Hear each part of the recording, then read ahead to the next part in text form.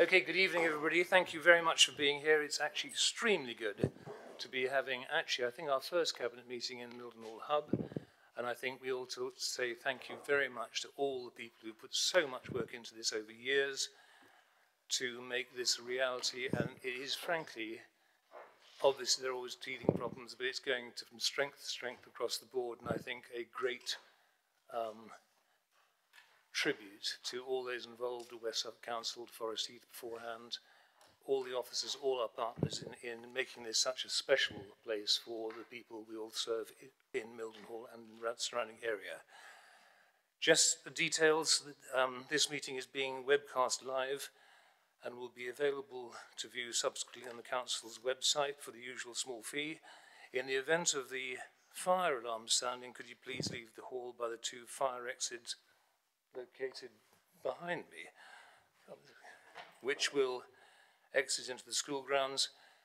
And when meeting in person as we are, the Council is continuing to consider the health and safety for all persons present at its meetings in order to reduce the risk of the spread of coronavirus, which is indeed spreading. That's one of our absentees this evening. Therefore, wipes, hand sanitizers, disposable face masks, etc. continue to be available for use as required.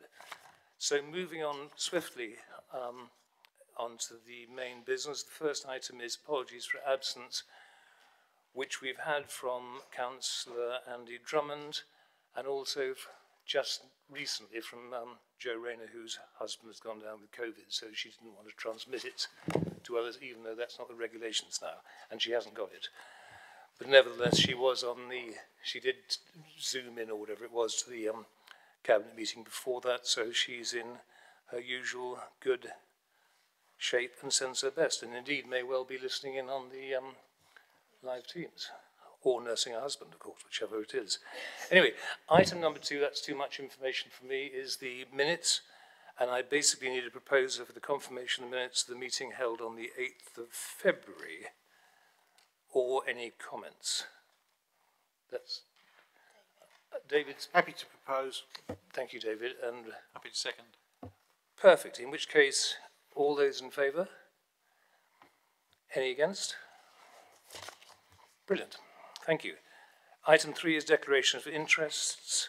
Would anybody like to declare an interest now? I think you all know the rules and the items that are coming up. So I'll assume that that's fine. So we move on to, in many ways, the main event, which is the open forum. Now, the rules on this one, regarding the length of time given to members to put their questions or statements under this item, is that we should give a total of 15, shouldn't exceed 15 minutes. I think given the good-looking and illustrious faces we got in front of us, we'll try and be as flexible as possible to let you have your say. And actually, at the request of Councillor Neil, Andy Neil, he said he's not here to talk about Suffolk or St Felix. He said he'll be very brief. He wants a quick question about public access to, I think, this building. And he said that if I called him first, we could all get rid of him swiftly. So that on to the main event. Andy, I hope I've not misrepresented you too badly, but welcome and good to see you. And what's your question? Thank you. Good evening. I hope you enjoy this great facility and being able to hold a council meeting here tonight. It is West Suffolk's flagship facility, and apart from a few expected teething problems, it's a great success. The residents have relayed to me an operational issue that I'm sure can be resolved. With all services coming together to form the hub, it's noticeable West Suffolk Council's absence on site and the need for face-to-face representation. Before the hub was built, in Mildenhall, we had an information point at the bus station and at the council offices, but now we have none. If possible, perhaps 2 days a week, someone could be present to deal with residents' concerns face-to-face. Someone who could direct them to the correct department, someone who could help them the hard of hearing, or a person who cannot use a computer, they need someone to take control of their concerns. A help desk might not know the answers, but could find it for the resident and relay the following week.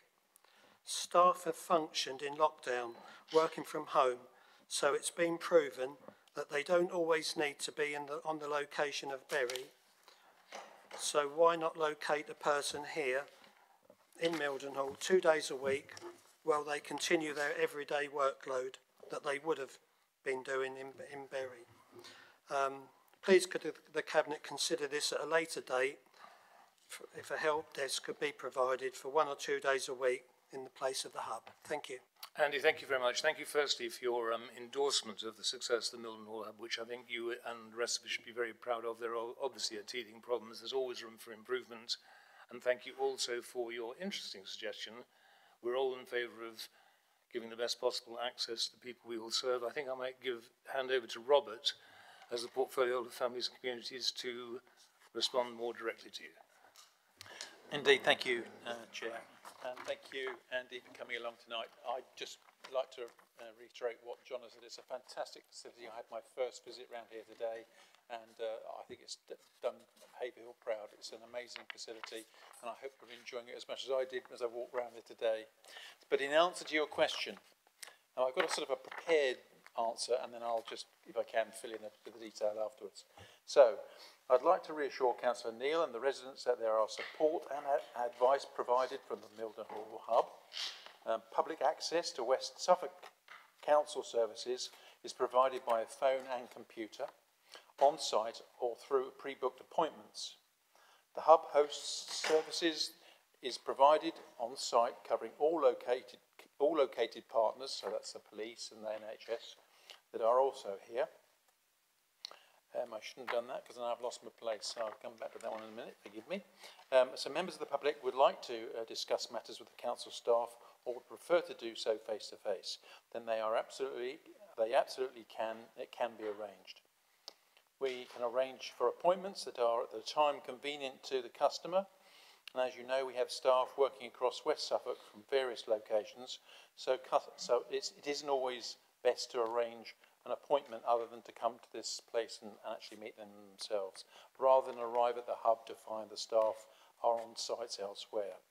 The vast majority of the people prefer to contact the council online or via the phone, but of course arrangements can be made for appointments if they need it. So that's what I'd say there.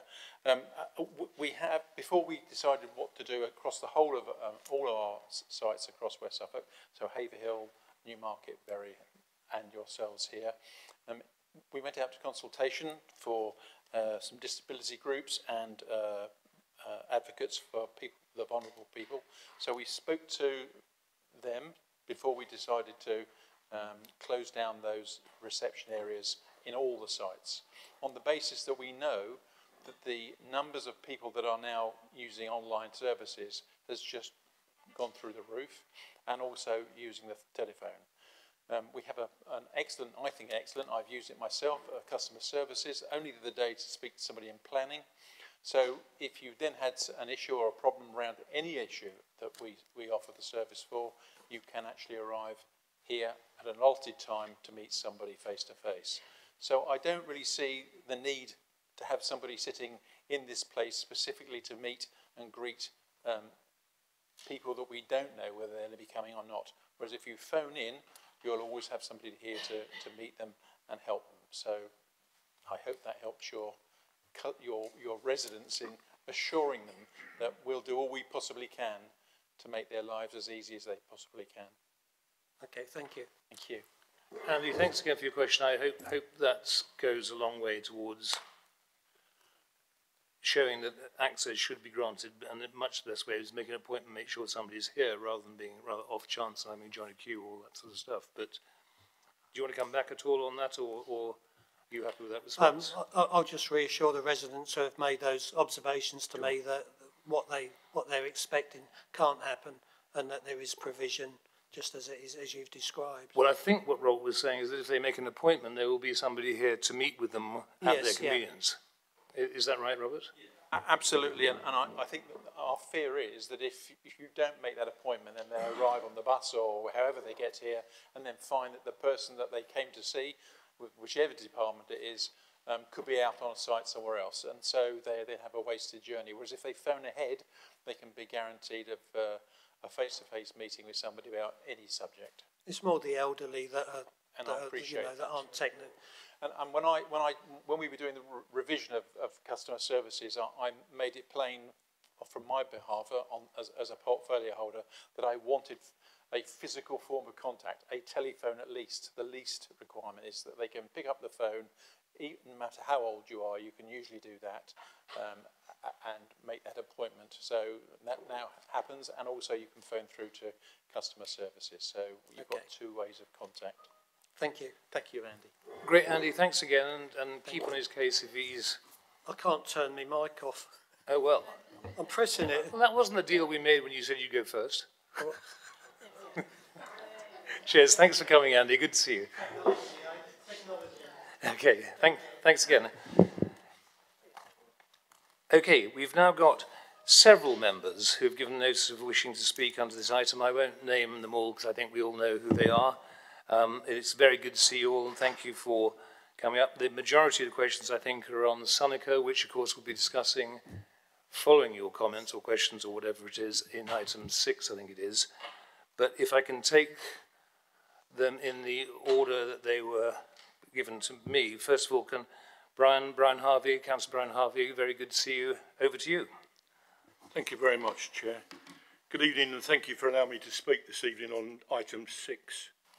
Firstly, I'd like to declare is a non-pecuniary interest in this item as both the ward member and resident of Wellington.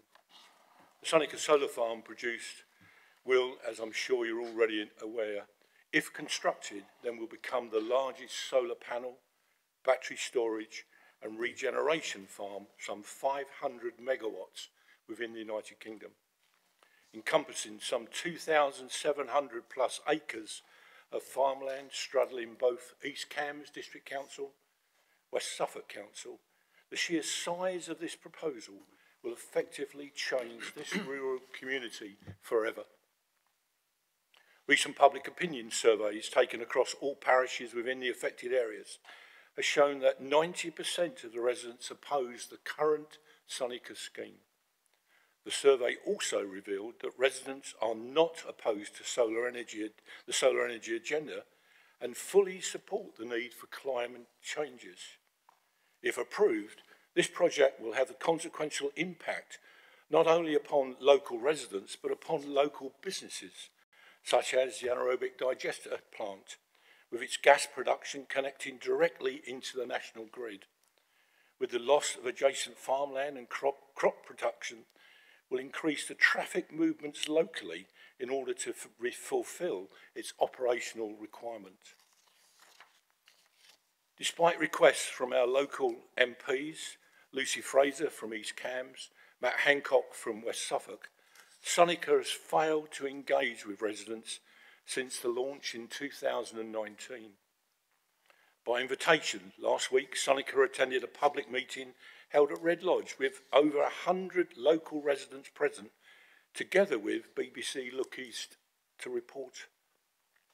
After their presentation, Sunico had the opportunity to, after the presentation, residents had the opportunity to raise their concerns over Sunico's proposals, in particular issues relating to the capacity and siting of the battery storage containers shown to be located and installed on a 45-acre site adjacent to Elms Road, which is directly opposite the new Red Lodge housing development and primary school. Sunico, when challenged on these issues, were unable to provide any clear answers or details as to the size and type of batteries to be installed, and referred instead to their draft DCO submission under the Rochdale principles. During the COVID lockdown period, we have held several open resident online meetings with Zoom and MS Teams, in addition to meeting with both the Parish Council Alliance and the No to Sunico Action Group. In addition, regular, excellent update briefings and reports, both with the portfolio holder and our senior planning officer with the planning team, and with Suffolk Fire and Rescue and Suffolk Highways. The issue is that with this major project, estimated to cost approximately £600 million, if approved by the Secretary of State, without detailed proposals and designs contained therein, with their final submission, subsequent reviews and the final approval will fall back to Suffolk County Council, Cambridgeshire County Council, East Cambs District Council and West Suffolk Council officers as the project proceeds, and will be an inherent cost to all of those councils. Suffolk County Council has already submitted its paper under the relevant representation, which I fully support, and would tonight strongly recommend that the West Suffolk Council relevant representation paper as presented this evening be fully supported by members. Thank you. Great, Brian. Thank you very much. I think before addressing those various excellent points, which will happen when we go to paper 6, I might ask Councillor Lance Stanbury, who's the ward member of the Rose, to speak again on Seneca. But I'd like to thank you very much for the interesting points you raised and for all the work you've been doing on this. Lance, great to see you. Good evening, and thanks for giving me this opportunity. I also want to declare non-pecuniary interest because I'm also county councillor for the areas involved, which most pointedly include Worlington and also Freckenham, which are going to be surrounded by this monstrosity. It is a very difficult time, obviously, dealing with solar and speaking out against a proposal for a solar plant, given not least the fact that in this country we want to achieve net zero, but also the current situation that we see in Europe with the effect on energy prices as well. But that, I don't think, should mean it's solar at any cost. And the cost, as Brian has ably set out, it will be huge for local people. And I want to make it absolutely clear that everyone understands that this is really just a speculative investment opportunity that the Seneca, which is an investment company, shell company, that may indeed pull together a lot of money to invest in this if it goes ahead. They are looking for sites all over the place. They've found a potential opportunity in this local area, and they will put in this application in the hope of getting it, which means that this will be an investment company from which 50% of the income that's generated from this will go to a Spanish company. There will be no local benefit whatsoever. You've heard about the amount of money being spent on it and all of the work that will occur over years, and yet I think they said there will be something like 17 full-time jobs actually created from this development. And it is so speculative because not only will it hugely disrupt local people, it will affect also the habitat, the countryside here as well.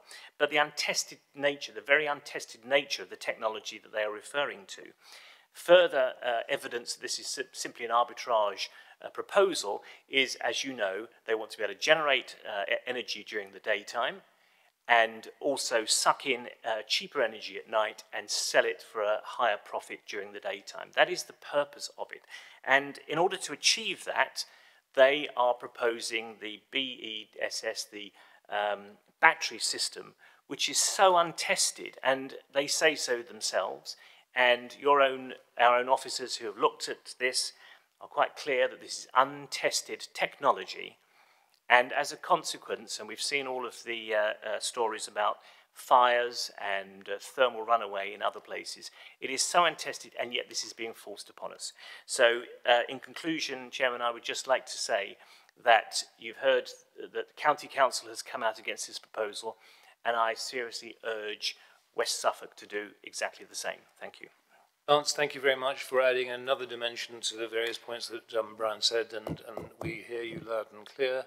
I've just been told by our officer that we've reached the 15 minutes, but we have discretion to put it on, and I wouldn't dare exclude Ian Ship and Rachel Hood from exceeding the time available. But if I may go next to Councillor Rachel Hood, who's the ward member of Newmarket East. It's very good to see you, Rachel. I know you want to come back on St Felix as well, but this is separate, and if this is on Seneca, that'd be great.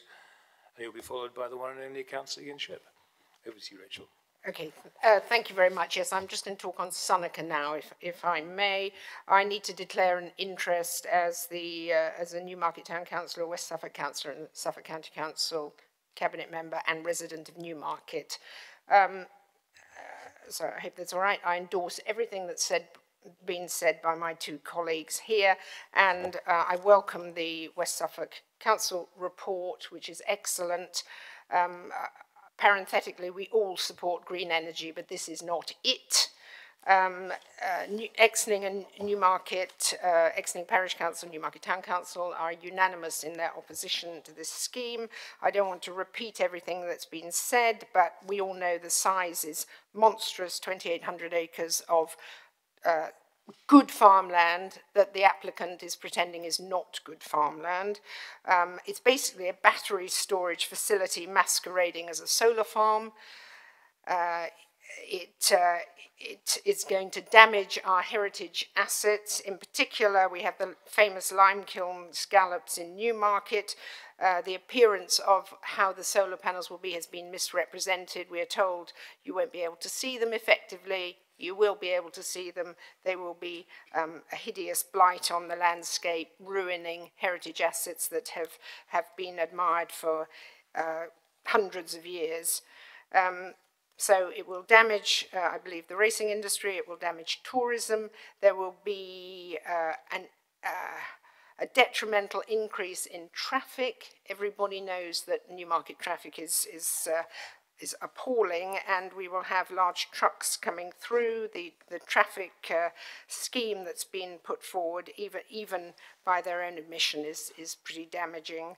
The batteries, they are a danger to residents, and I endorse what was said that at Red Lodge the other night, people are genuinely frightened, and rightly so. We don't have any reports on the fires that these batteries have caused, but they have caused fires, and those fires are exceedingly difficult to put out. The farmland that will have been taken for this damaging scheme will mean that we'll now have to fly in food to replace the food that would have been grown there. And when asked, when the applicants were asked whether they had put that into their calculations for the carbon footprint of this scheme, they said no. So in conclusion, this scheme is not green at all. Thank you very much, West Suffolk Council, for producing such an excellent report. The applicant's application is a disappointing fantasy. This will be a horrendous blight on our special West Suffolk countryside. And thank you very much for listening. Rachel, thank you very much. And again, adding another dimension to various concerns about this proposed project. And it's particularly powerful, if I may say so, coming from somebody who's a senior member of the Climate Change Task Force. So nobody is doubting your desire to have greener energy and do a lot of things which are coming into fruition in West Suffolk, and perhaps in a far more manageable fashion than is being proposed here. But thank you very much for adding that dimension, and that leaves Ian Shipp to try and come up with something different. After three excellent presentations. Ian, great to see you as always. Thank you, Chair. I too need to declare a non-pecuniary interest as a ward member for West Suffolk, Mildenhall Town Councillor and local resident. Good evening, members, and welcome to Mildenhall Hub for your first Cabinet meeting. It's nice to see you here. I shan't take too much of your time and repeat all of what's been said so far, but I must state for the record, I'm not against renewable energy projects or solar power. In fact, I'm a supporter of energy production from solar where it's in the right place, the right size, and with local support. However, I did want to express grave concerns regarding the Suffolk proposal for all of the reasons you've heard so far. The massive scale of Suffolk will blight the lives of local communities for years to come. The battery plants will threaten the safety of many thousands of local people, and I feel that Suffolk, the developers, have taken little or no regard to the concerns of the local community.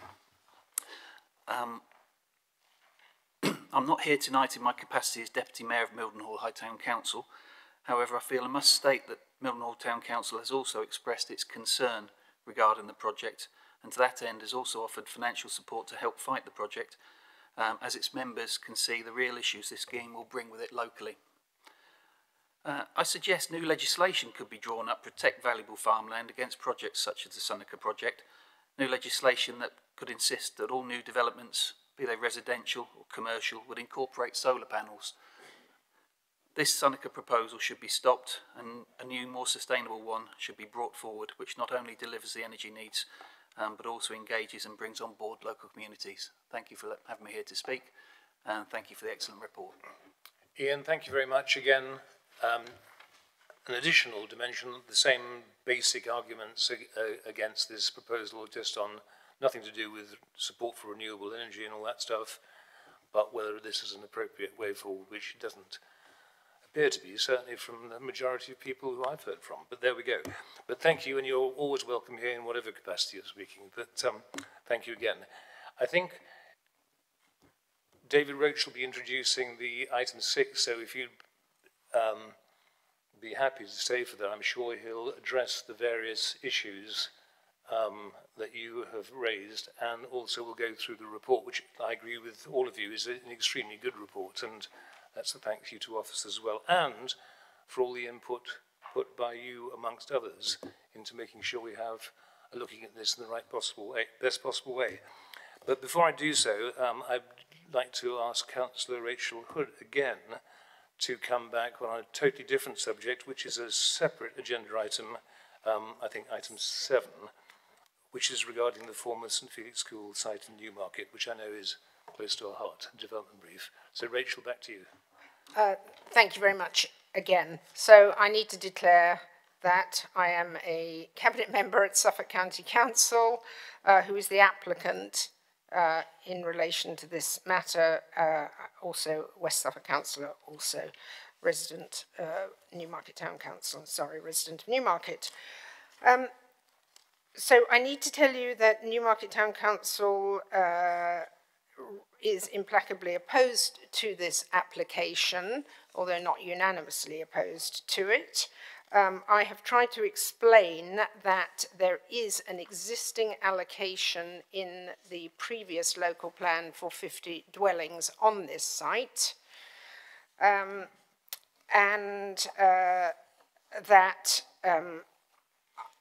the County Council has made it clear that the part of the site that is not developed will be allocated to Newmarket to join up, hopefully, with the Lambton playing fields in order to, because some of that land is actually land that needs to be kept as playing fields or allocated, and it will be.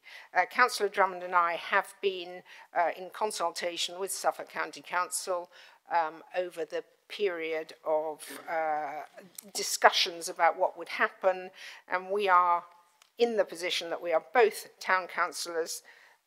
In an ideal world, we would have liked this site to be open space and sports facilities for Newmarket. We both understand the law enough and the local plan process enough to know that that can't happen because there is an existing allocation. But I'm obviously under a duty to let you know the views of Newmarket Town Council, and I can, I think, just conclude by saying that I'm pleased that this is going out to consultation for the residents. So thank you very much.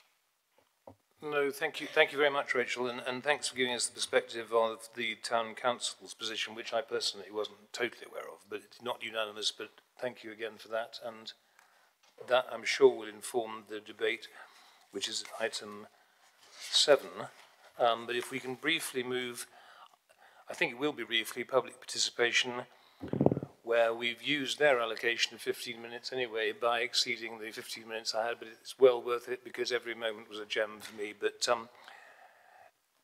and we do have no members of the public register to speak, so I'm now getting my back into the good books of Teresa and roughly on time to move on to item number 6, where I'll be asking David Roach to propose that we endorse the Council's relevant representation in response to the Suffolk Energy Farm proposals as set out in Appendix A to this report. David, I'm sure, will take in the various matters you've raised in addition to those that are in the report, but I think it does cover quite a lot of them. So, David, over to you. Thank you, Chair. I think I've got a fairly long preamble into this, but I think it will address many of the points that you've raised. Okay.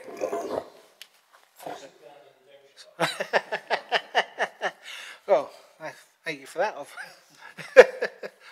Right, thank you. So the Suffolk Energy Farm is a nationally significant infrastructure project, which we call NSIPs, and it's subject to the consenting process set out in the Planning Act of 2008. The Secretary of State will make the final decision as to whether consent should be granted for the scheme. West Suffolk Council are a statutory consultee in the process.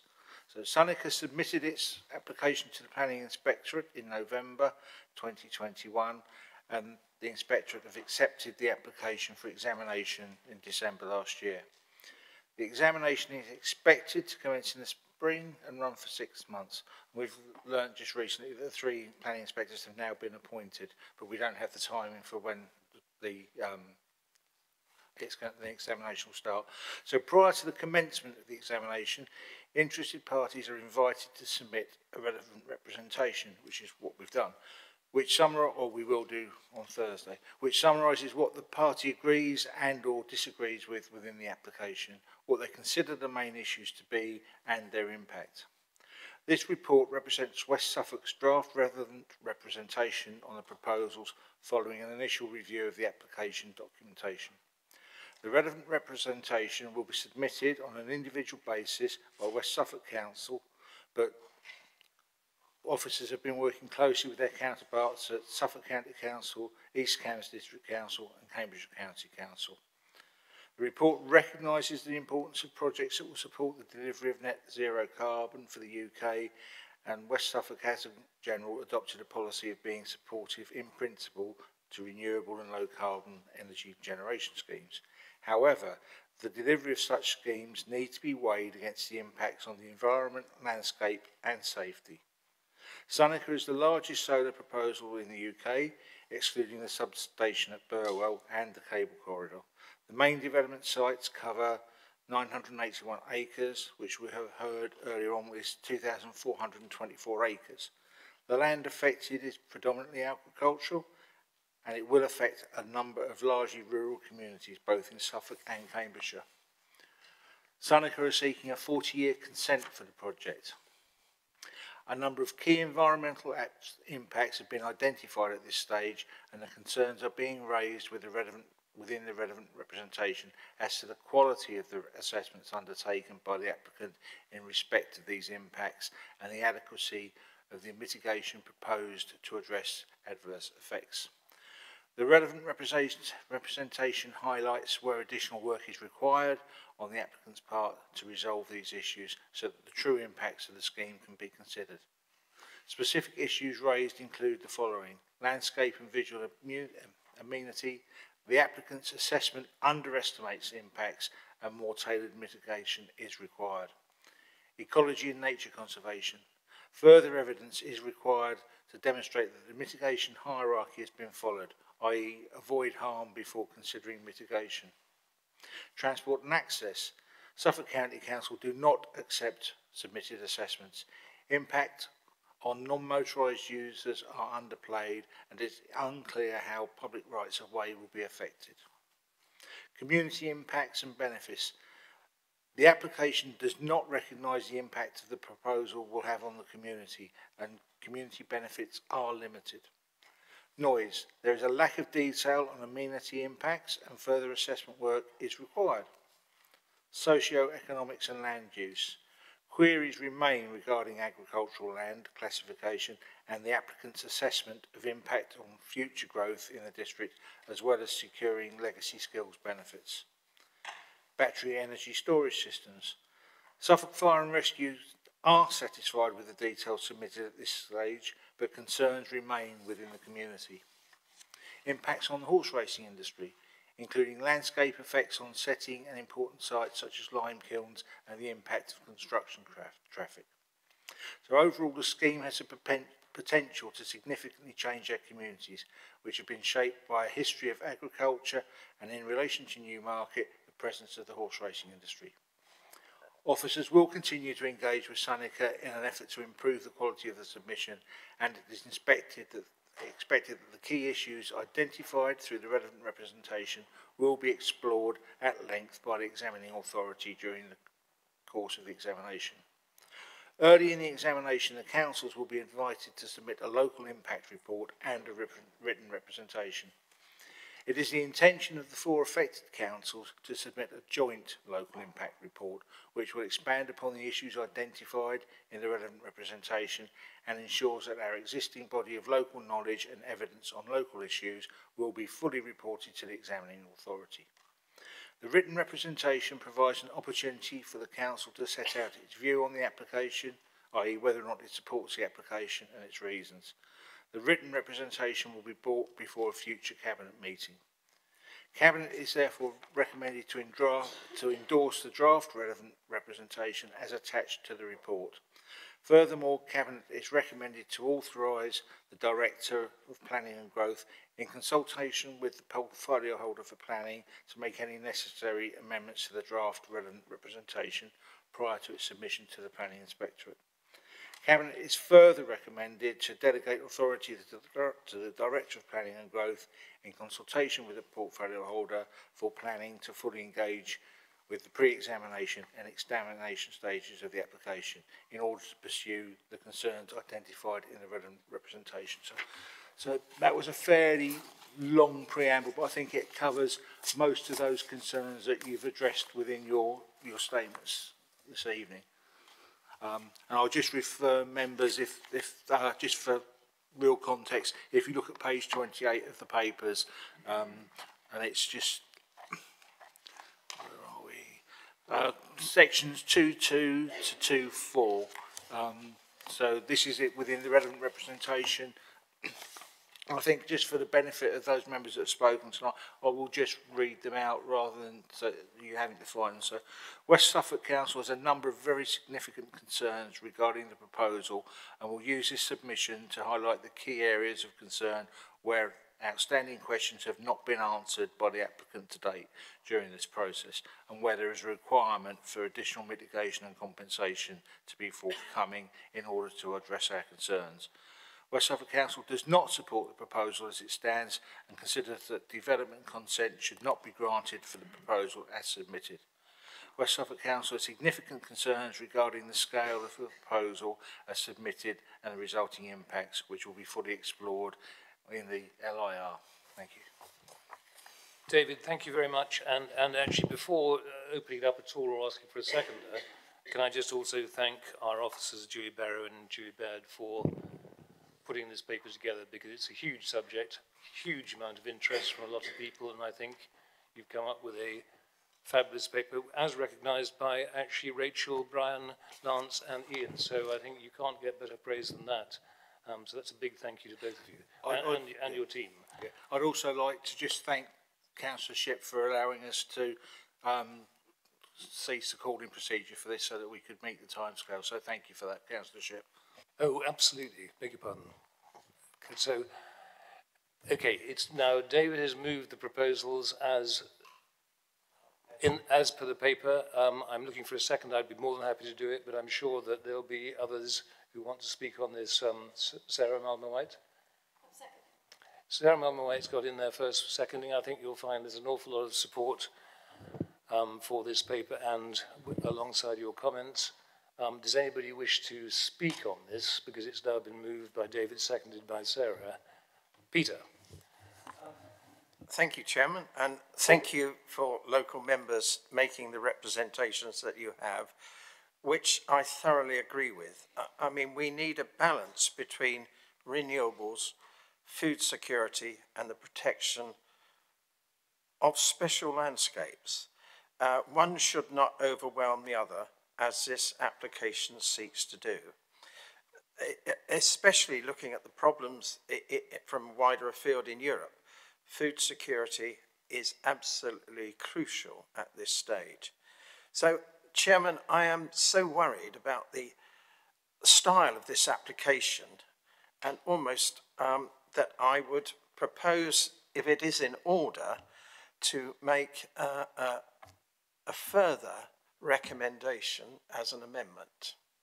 If this, I may be corrected, but that we as a council submit to the Secretary of State a letter expressing our disappointment at the quality of the application and reaffirm our opposition to this application.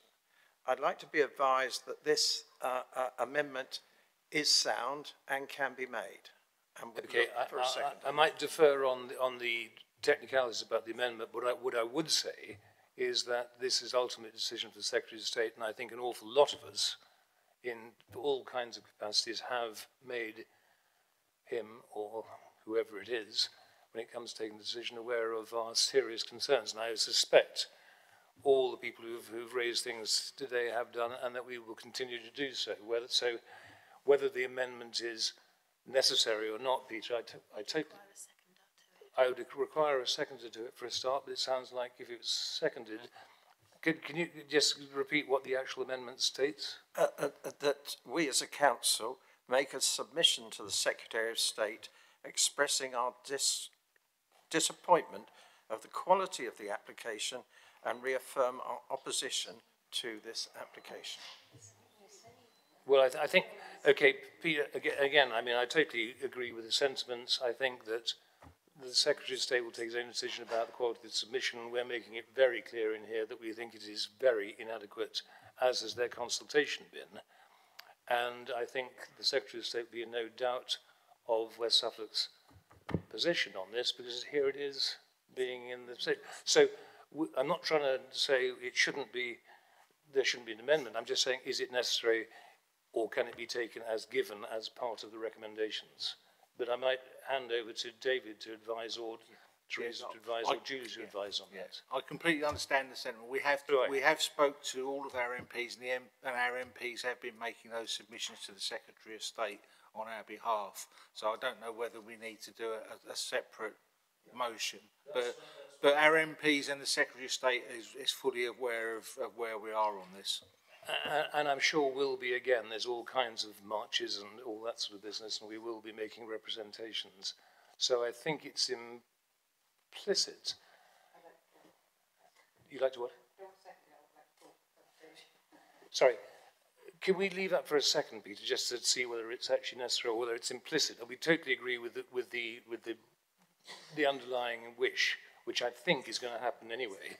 But I've got Sarah Malmer-White followed by Sarah Broughton. I've got Sarah Broughton followed by...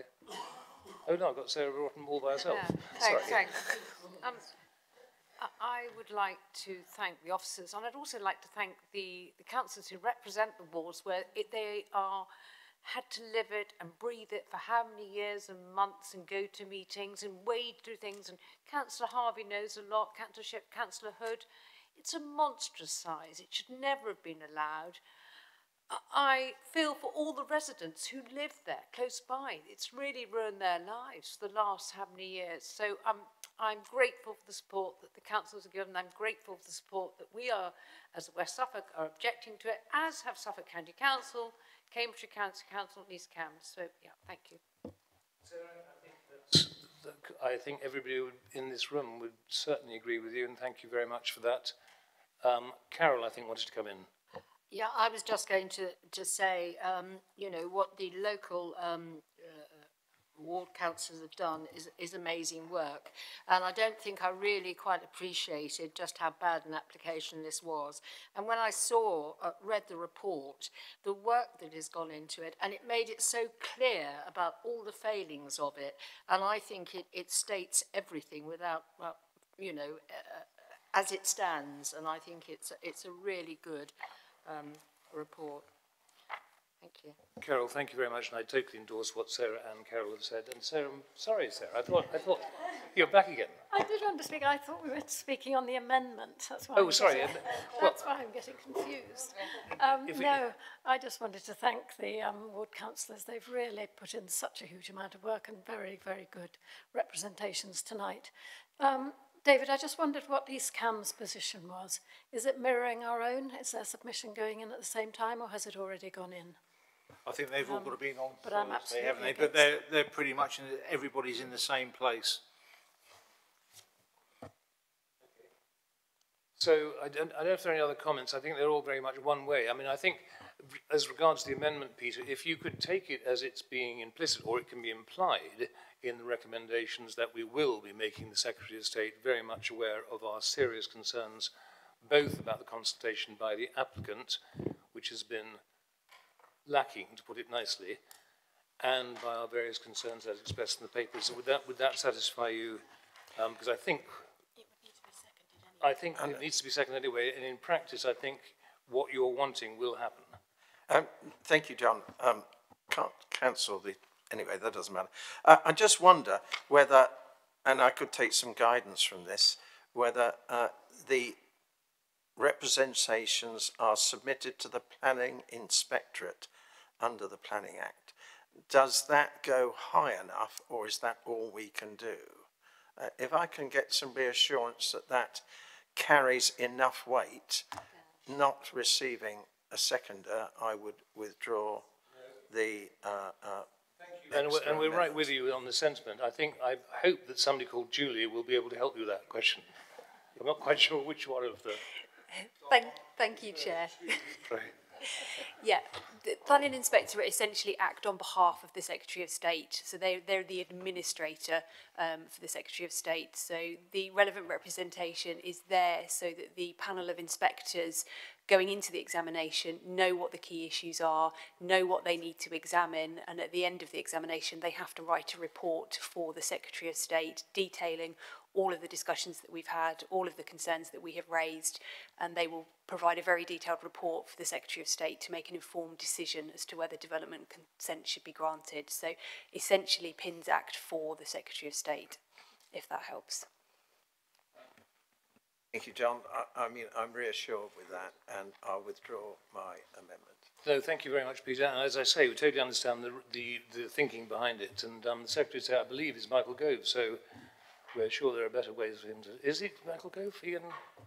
The decision will be taken by business, energy and industry, because it's a renewable energy scheme. I was just double checking on that because I wasn't quite sure, but nevertheless, we'll make sure whoever it is, in fact, we'll make sure the whole raft of them know about this. And I think all our MPs are very well aware already of the various concerns, not least from the speakers who we've been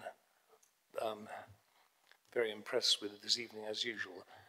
So thank you, Peter, for that. It's been moved and seconded, rather enthusiastically, I think, supported by everybody. All those... Pete, David, do you want to come back? Just one last thing. So I think we have to recognise the huge amount of work that's gone in by local members and the residents of Club Together, and without exception, all of our staff. Julie has gone through so much work, and if you see those huge volumes of books that she's got that's been produced, it's actually mind-boggling. So a real good effort, and I think Brian's probably gone through everything line by line, so real thanks to members as well. Brian wants to come in, which is probably getting me in trouble again, which I'm sure it's not allowed, but Brian, go for it. Well, I'm sure you can, but it's my discretion. Yes, by all means. Thank you very much, and I'll take back everything I've said against you. Just people have been saying tonight. Forget it. You can't speak. Yeah, thank you. Yeah, members have been saying tonight, down to the ward members. I can assure you, this has been a cross-party, a multi-council debate and joint team effort. We could not have operated independently, and specifically by the response that we've had and support both by our Julie and Isaac Nunn. And if I could just put an antidote while I've got my red light on, at the public meeting the other day, the team, Sonica team, glibly said, you'll be getting £7.5 million worth of business rates divided by the two council. And then they turned around and said, you won't have to pay any more council tax. And unanimously, from the floor, we'd rather pay council tax than have the Sonica scheme. That's the strength of feeling that's out there, Chair. Thank you. Well, also, for what it's worth, Brian, I'm not 100% saying that what they were saying was actually accurate. Yes. So that's even more concerning, and another example. But there we go. It's another subject. But thank you for that, and thank you for the tributes to the many people involved in making this a pretty easy decision for Cabinet when it comes right down to it. Sarah. Can I just come back to Councillor Harvey? Yep, because he said that, Sonic has said that we will get £7.5 million of business rates. We won't actually get it. It goes into Burwell. That's what we believe at this stage into East Cambs, but we are seeking clarity on it. And actually, business rates are not a planning issue. That's not what we're talking about tonight at all, is it? Exactly. Thank you. But I mean, unfortunately, it sounds like part of the course from some people who have not exactly consulted or been very good about listening or doing anything for West Suffolk, let alone the whole area. Even with people who are, like us, are totally in favour of environmental changes, etc., but not at any cost. But thank you all very much, and well, everybody's been thanked, so I'm just repeating them and myself, which is probably a good time to move on to item number 7. Oh, I need to take a vote, sorry. I was going to carry on for another half an hour, actually, running since we're exceeding. So all those in favour? Any against? So that's emphatically unanimous. Thank you very much, all of you.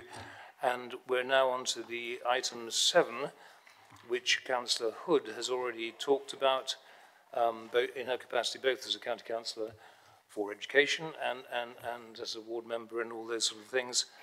I think we're being asked to agree that the landowner, as in Suffolk County Council, begins a 6-week formal consultation process on this development brief, and to also the possible future options for a sports facility, both of which were items that Councillor Hood raised in her comments. But David, it's over to you again. Please stay seating so we can hear you, because every moment's of a gem.